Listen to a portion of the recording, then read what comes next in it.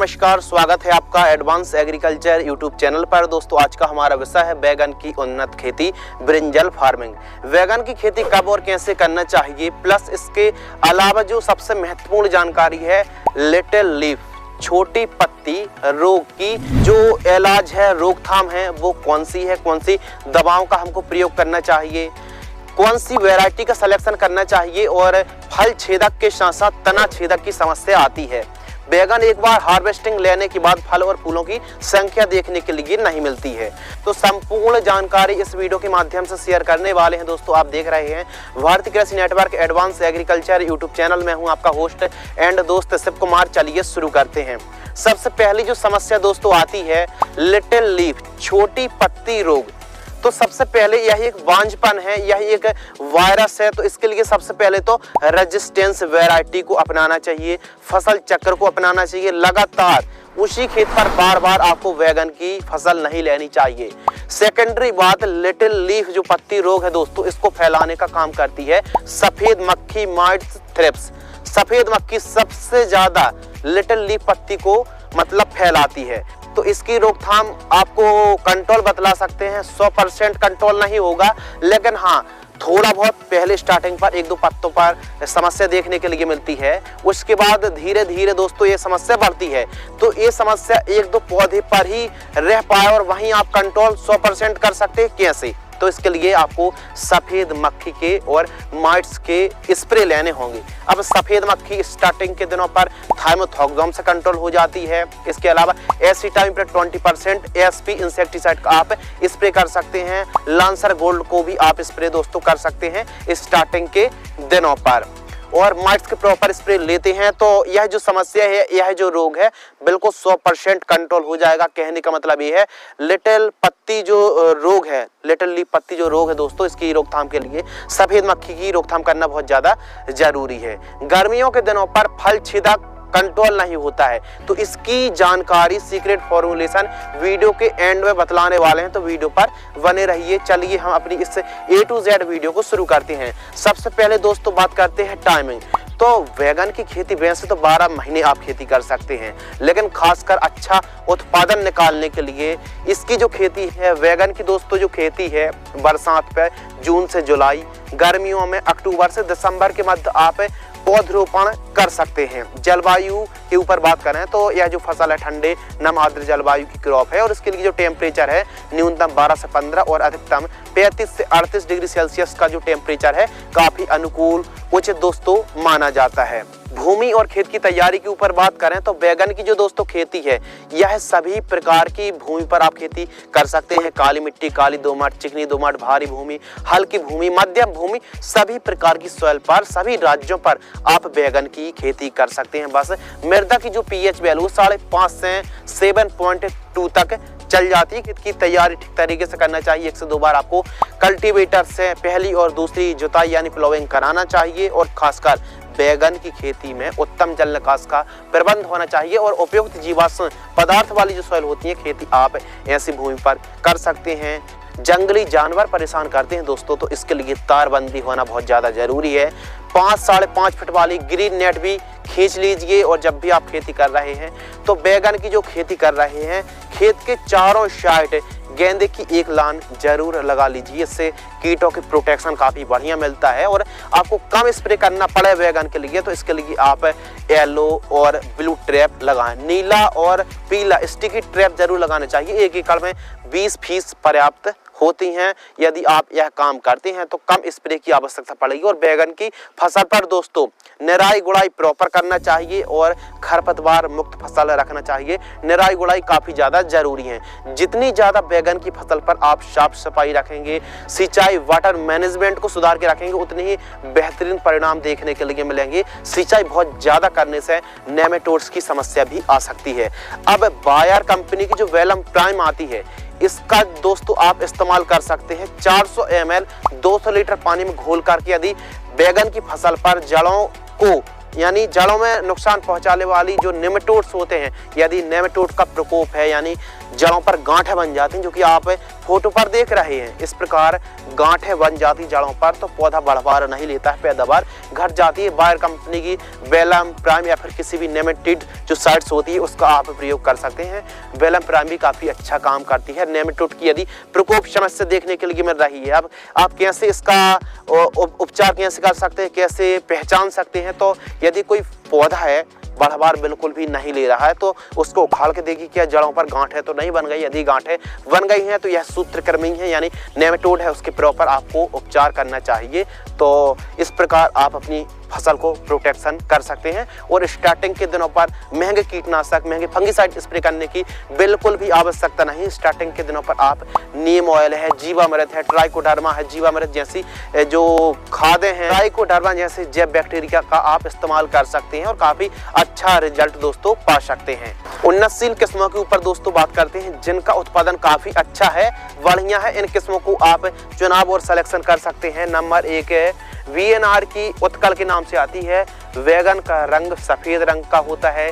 कलशजनक F1 black रंग होता है, थोड़ा सा बड़ा साइज आता है। इसके अलावा F1 के नाम से आती है। यह जो वैगन है छोटे वैगन होते हैं, भरमा के रूप में मार्केट में काफी ज्यादा डिमांड होती है। छोटे वैगन की भी काफी ज्यादा डिमांड होती है मार्केट पर। तो आप शनगिरो की जो प्रगति आती है इसको आप लगा सकते हैं। तीनों वैरायटी काफी अच्छी है मार्केट पर, और भी अच्छी अच्छी किस्में हैं। तो अपने एरिया, जलवायु और क्लाइमेट कंडीशन के हिसाब से दोस्तों बेस्ट वैरायटी का चुनाव और सिलेक्शन कर सकते हैं। 1 एकड़ पर आपको कितने सीड्स की रिक्वायरमेंट पड़ने वाली है? 1 एकड़ पर 80 ग्राम से लेकर 100 ग्राम सीड्स की आवश्यकता पड़ने वाली है। और प्लांट्स के ऊपर बात करें, सिंगल लाइन पर दोस्तों आप खेती कर रहे हैं, पौधरोपण कर रहे हैं, तो 7 से 8 हजार पौधे की आवश्यकता पड़ने वाली है।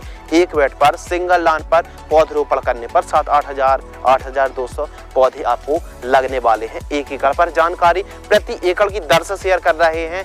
कुछ किसान भाई कहते हैं बीघा के हिसाब से, हेक्टेयर के हिसाब से हैं, या फिर अलग अलग जो माप है उस हिसाब से नहीं, बल्कि आपको हम एकड़ के हिसाब से बता रहे हैं। और 1 एकड़ में 43,560 स्क्वायर फीट होते हैं। बीघा अलग अलग राज्यों में, क्षेत्र एरिया के हिसाब से बीघा अलग अलग होते हैं, इसलिए बीघा के हिसाब से जानकारी शेयर नहीं कर रहे हैं। वैगन की खेती दोस्तों आप बेड विधि से करें, यानी बेड बनाएं, बेड मेकर या फिर बेड राइजर से, जो कि आप वीडियो पर देख रहे हैं। बेड की चौड़ाई 3 फीट, बेड से बेड की जो दूरी रखनी 2.5 फीट, और बेड की ऊंचाई आपको 1 फीट रखनी चाहिए। ड्रिप इरिगेशन 16 mm ड्रिप को आप लगा सकते हैं। और मल्चिंग पेपर के ऊपर बात करें तो 25 माइक्रोन का मल्चिंग पेपर इस फसल के लिए पर्याप्त होता है, लेकिन अब तो हमारे जो फार्मर्स हैं 30 माइक्रोन का मल्चिंग पेपर भी लगा रहे हैं, क्योंकि बैगन की फसल थोड़ा सा लंबे समय तक चलती है, तो थोड़ा सा 25 से 30 माइक्रोन का मल्चिंग पेपर आप लगा सकते हैं। वेसल डोज के ऊपर बात करते हैं, जब आप बेड तैयार कर रहे हैं, भूमि अच्छी उपजाऊ बनाने के लिए, पैदावार अच्छी निकालने के लिए इन खादों का प्रयोग जरूर करना चाहिए। गोबर की खाद 2 trolley, SSP 50 kilo, DAP 50 kilo, इन सभी को प्रति एकड़ की दर से प्रयोग करना चाहिए।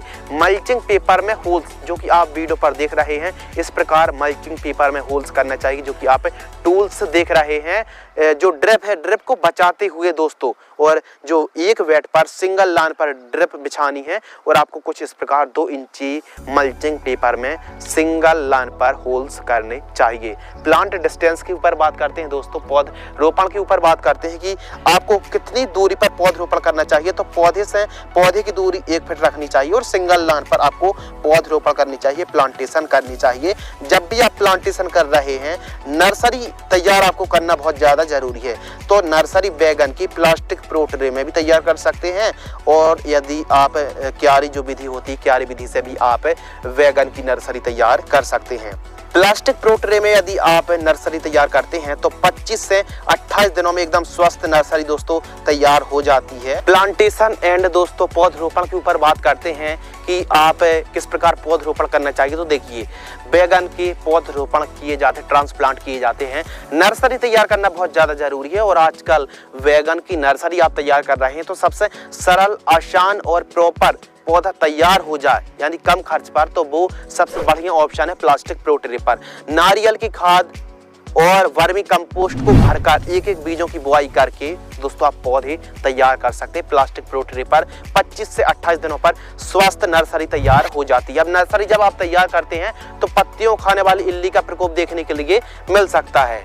तो इसकी रोकथाम के लिए और प्लस सकिंग पेस्ट की रोकथाम के लिए आप नीम ऑयल का या फिर इमिडाक्लोप्रिड का स्प्रे कर सकते हैं। फंगस की रोकथाम के लिए कार्बेंडाजिम 50% 1 ग्राम 1 लीटर पानी में घोल करके स्प्रे करना चाहिए। इस प्रकार नर्सरी जब तैयार हो जाती है तो फील्ड पर 3-4 दिन पहले से आपको सिंचाई करनी चाहिए।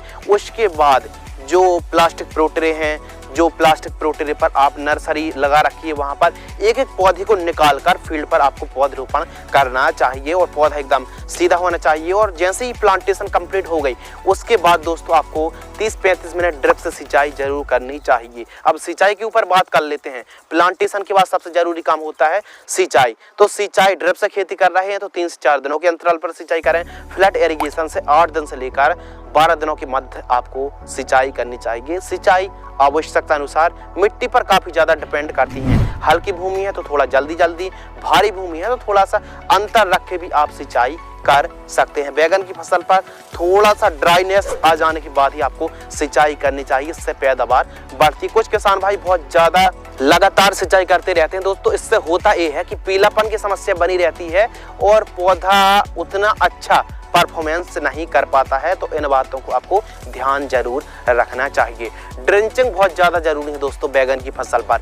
एक ड्रेंचिंग जरूर कर दीजिए। फर्स्ट ड्रेंचिंग पौधरोपण से 3 से 4 दिन के आसपास की फसल होती है तो आपको 200 लीटर पानी लेना है और आपको ह्यूमिक एसिड 500 ग्राम और 19-19-19 घुलनशील खाद 1 किलोग्राम 200 लीटर पानी घोल करके प्रति पौधा 40 से 50 ml प्रति पौधा जड़ों के पास आप ड्रेंचिंग करते हैं तो बहुत ही बेहतरीन आपको रिजल्ट देखने के लिए मिलेंगे। सेकंड ड्रेंचिंग आपको 6वें या फिर 7वें दिन करनी चाहिए।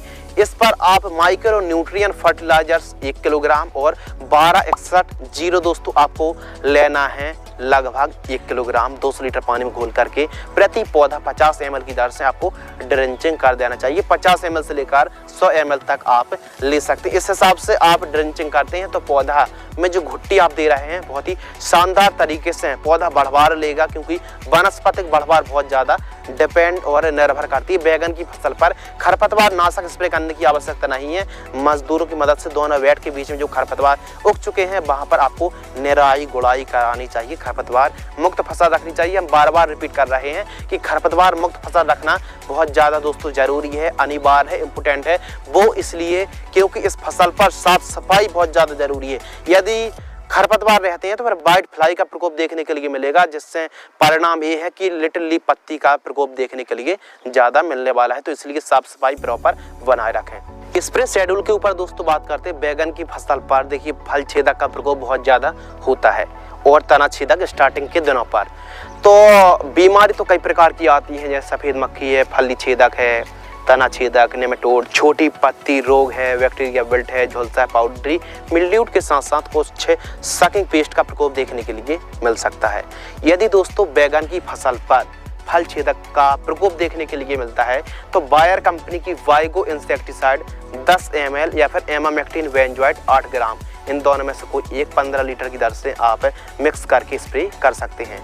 लेकिन दोस्तों फल छेदक का प्रकोप कुछ ज़्यादा ही है, तो इसकी रोकथाम के लिए आप एक काम कर सकते हैं कि वायर कंपनी की वाइगो आपको लेना है दोस्तों लगभग 10 ml और आपको डाव एग्रोसाइंस की डेलीगेट इंसेक्टिसाइड आपको लेना है 20 ml। इन दोनों को 15 लीटर पानी में घोल करके स्प्रेडर मिला करके स्प्रे कर देना है। बहुत ही बेहतरीन रिजल्ट देखने के लिए मिलेंगे।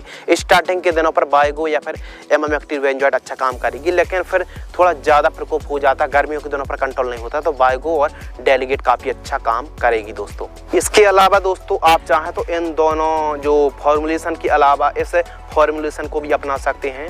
सुमिटोमो की सुमी प्रेम पथ है 30 ml और वायर कंपनी की मोमेंटो एनर्जी 30 ml, 25 से 30 ml, इन दोनों को 15 लीटर पानी घोल करके भी आप स्प्रे कर सकते हैं। यानी प्रिवेंटिव रूप में बायर की वाइगो और एमामेक्टिन कोई एक स्प्रे कर दीजिए, लेकिन जब बीमारी कुछ ज़्यादा बढ़ जाती है तो आप जो हमने डोज बताए हैं, 2 कॉम्बिनेशन 3 कॉम्बिनेशन सुमिटोमो की सुई प्रेमपथ और मोमेंटो एनर्जी का भी जो कॉम्बिनेशन वो भी काफ़ी अच्छा है, और वाइगो और डेलीगेट का भी जो कॉम्बिनेशन काफ़ी अच्छा है। तो इनको आप रिपीट कर सकते हैं। एक ही कॉम्बिनेशन को बार बार आपको स्प्रे नहीं करनी चाहिए। सूखने की समस्या आ रही तो ट्राइकोडर्मा आपको 500 ग्राम गन्ने का गुड़ 3 किलोग्राम 200 लीटर पानी घोल करके आपको सिंचाई के साथ प्रयोग करना चाहिए। बैगन की फसल पर यदि कोई भी फंगस की समस्या आती है तो कॉपर ऑक्सीक्लोराइड 50 ग्राम 15 लीटर पानी घोल करके स्प्रे करना चाहिए। इस प्रकार दोस्तों आपको स्प्रे शेड्यूल चलाने चाहिए। आवश्यकता अनुसार फल छेदक सुंडी के प्रॉपर आपको स्प्रे लेते रहना चाहिए। खास शेड्यूल के ऊपर दोस्तों बात करते हैं फर्टिगेशन शेड्यूल, जो कि काफ़ी ज़्यादा इम्पोर्टेंट और अनिवार्य है। यदि आप साधारण तरीके से खेती कर रहे हैं तो जो फर्स्ट खाद है 30 से 40 दिन की फसल होती है, पौधा होता है, ट्रांसप्लांट्स हैं, तो प्रति एकड़ इन दोनों खादों को प्रति एकड़ जड़ों के पास देकर सिंचाई करनी चाहिए। सेकंड खाद 60 से 80 दिन, और वहीं फल की अवस्था पर इन खादों को प्रति एकड़ की दर से जड़ों के पास देकर सिंचाई करते हैं तो बेहतरीन रिजल्ट देखने के लिए मिलेंगे। फर्स्ट हार्वेस्टिंग के ऊपर दोस्तों बात करते हैं तो बैगन की खेती आप व्यवस्थित तरीके से करते हैं तो 55 दिन की जो फसल होती है हार्वेस्टिंग के लिए तैयार हो जाती है, पहली तुड़ाई के लिए तैयार हो जाती है। लाइफ साइकिल के ऊपर अगर बात करें तो 6 से 7 महीने यदि आप व्यवस्थित वैज्ञानिक तरीके से बैगन की खेती करते हैं तो 6 से 7 महीने बड़े आराम से दोस्तों चल जाती है। प्रॉपर केयर करना बहुत ज़्यादा ज़रूरी है। इसके अलावा दोस्तों बाजार भाव के ऊपर बात करें तो 10 रुपये से 25 रुपये के मध्य प्रति किलोग्राम की कीमत देखने के लिए मिलती है। लागत के ऊपर बात करें तो 35 से 40 हज़ार 1 एकड़ में लागत लग जाती है। उत्पादन के ऊपर बात करें तो 1 एकड़ में दोस्तों 80 टन के आसपास पैदावार देखने के लिए मिलती है, यानी आराम से आप 800 क्विंटल 750 से 800 क्विंटल आप 1 एकड़ से पैदावार निकाल सकते हैं यदि दोस्तों आप वैज्ञानिक तरीके से खेती करते हैं। तो यदि आप नॉर्मल तरीके से खेती करते हैं तो फिर उत्पादन बहुत ही कम होने वाला है। यदि आप 6-7 महीने चलाते हैं तो 80 टन आराम से बैगन निकल जाता है। मुनाफा के ऊपर बात करते हैं यदि 8 रुपये केजी का ही रेट मिल जाता है हमारे किसान भाइयों को, यानी 800 रुपये प्रति क्विंटल, और 1 एकड़ में पैदावार हो जाती है दोस्तों 800 क्विंटल। तो यदि हम 800 में 800 का इंटू कर देंगे तो 6,40,000 हमारा मुनाफा आ गया। अब जो हमारी आमदनी शुद्ध आमदनी में से दोस्तों हम लागत को घटा देंगे तो जो हमारा 6,40,000 दोस्तों हमारा मुनाफा आ गया। अब मुनाफा में से लागत को घटा देंगे तो हमारी आमदनी आ जाएगी, नेट प्रॉफिट आ जाएगा। 6,40,000 में से दोस्तों हम 40,000 लागत को घटा देंगे तो जो हमारा नेट प्रॉफिट है 6 लाख आ गया। इस हिसाब से यदि पैदावार कम भी होती है, बाजार भाव हमको कम भी मिलते हैं, तो हमने आपको 6 लाख बताए, आप 1 एकड़ से दोस्तों ये मान लीजिए 5 लाख तो आप बड़े आराम से कमाई कर सकते हैं। यदि लागत और भी बढ़ती है तो ये मान लीजिए कि आप 5 लाख 4.5 लाख 5 लाख तो आप 1 एकड़ से कमाई दोस्तों बैगन की फसल से कमाई कर सकते हैं। तो आज की इस वीडियो के माध्यम से दोस्तों आपको बतलाया कि बैगन की खेती करके हमारे किसान भाई कैसे ज़्यादा से ज़्यादा प्रॉफिट निकाल सकते हैं, ज़्यादा कमाई कर सकते हैं, और काफ़ी किसान भाई बैगन की खेती करते भी हैं। यह जो 2-3 समस्याएं आती हैं इनका इलाज प्रॉपर नहीं कर पाते हैं, बैगन की फसल पर पीछे रह जाते हैं, तो बीमारी का इलाज करना बहुत ज़्यादा ज़रूरी है। प्रिवेंटिव रूप में भी स्प्रे करना बहुत ज़्यादा ज़रूरी है, केयर करना बहुत ज़्यादा ज़रूरी है, और यूरिया खाद का इस्तेमाल आपको कम से कम निश्चित क्वांटिटी पर करना चाहिए। यदि आप यूरिया का प्रयोग ज़्यादा करते हैं तो फिर रोग बीमारी का प्रकोप ज़्यादा देखने के लिए मिलता है। दोस्तों इस वीडियो के माध्यम से उम्मीद करते हैं कि आपको काफ़ी कुछ ज्ञानवर्धक नॉलेजेबल सीखने के लिए जरूर मिला होगा। यदि आपको यह वीडियो पसंद आती है तो वीडियो को लाइक करें। जय हिंद, वंदे मातरम।